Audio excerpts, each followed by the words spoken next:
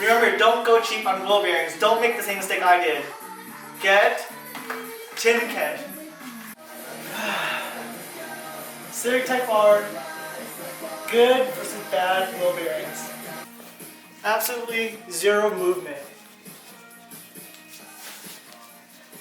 Vertical, horizontal, no movement. And this is the passenger side. Very messed up wheel bearings. Horizontal, vertical. If it was a bad tie rod, it would just be the horizontal shaking, not the vertical. Vertical is a good sign, a very good indicator of bad wheel bearings. Alright, I finally learned my lesson.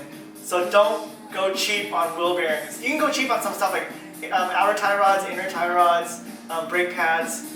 That stuff, like, it's okay to go cheap. Like, you can get the house brand at a local auto parts store. But wheel bearings is so important. Trust me, I learned it the hard way. So I don't delete my car. I usually drive like once every week or 2 weeks, and then I race with it in the summer at the events.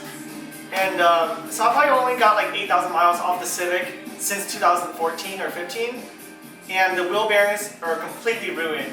I went to the auto parts store, and there's two options. You can get the lower end one, which is the house brand, and it's about 25 bucks.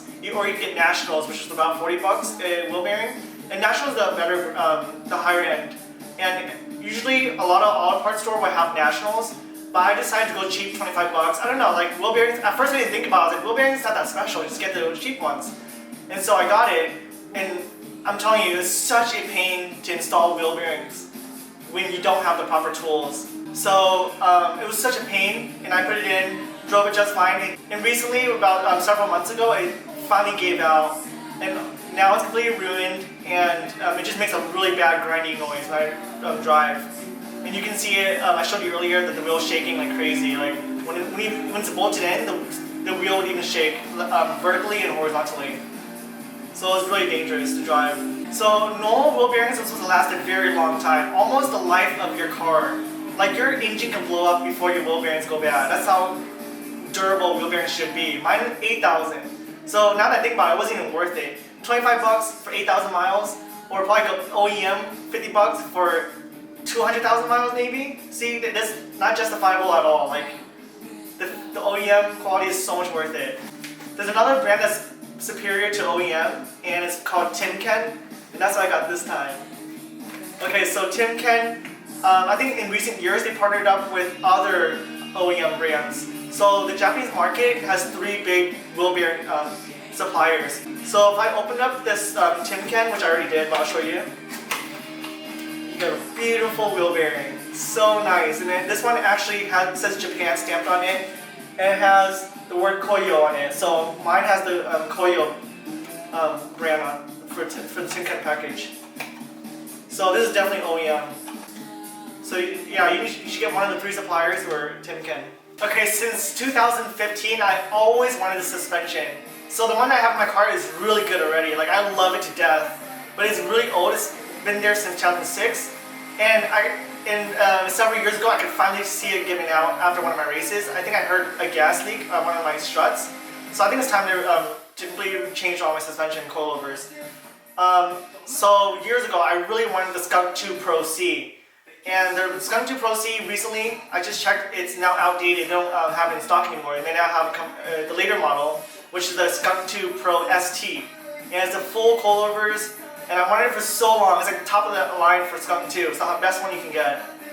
And I wanted to do that, change both the front and rear upper control arms, or camber kit, whatever you like to call it, to Skunk 2 also, the highest model. The front would be Skunk 2 Pro Plus, and the rear would be Skunk 2 Pro also, upper control arms.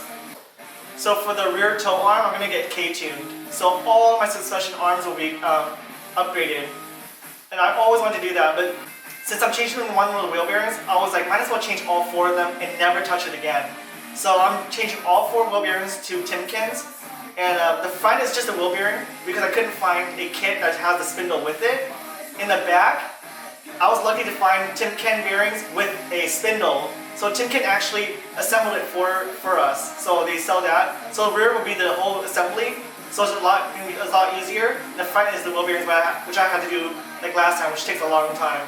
So all 4 wheel bearings will be changed. And then when I was thinking about that, I was like, might as well just change the entire suspension exactly how I wanted many years ago. And this was basically the tipping point. So I'm going to change the entire coilovers, both upper, front, and rear control arms, and the rear toe. And I'm going to change all of my bushings to aftermarket polyurethane bushings. So my car is going to be so freaking stiff. It's going to be crazy. So I'm so excited. Bushing is something people don't even change because you're not even supposed to do that in the first place, like to polyurethane. But I'm going to do all of them to polyurethane. So I'm going to have 3 tutorial videos coming out soon. One is going to be how to install coilovers. The second one will be how to install your front and rear upper control arms or camber kit. And the third video will just recap my entire suspension build from like a time lapse kind of or a montage. So 3 videos coming out soon, and I'm so excited for the crazy awesome suspension.